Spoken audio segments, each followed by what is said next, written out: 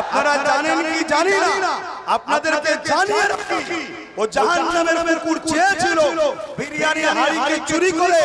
নিজেদের মধ্যে একটা ফিকশন মারপিট তৈরি করে আজকের এই মাহফিলটাকে বন্ধ করার একটা নাটক তৈরি করেছিল।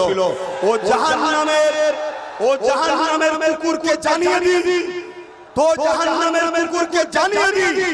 তোদের যতই চেষ্টা করিস না কেন নবীর মিলাদকে বন্ধ, নবীর দিনকে মেটাবার চেষ্টা যতই করিস না কেন,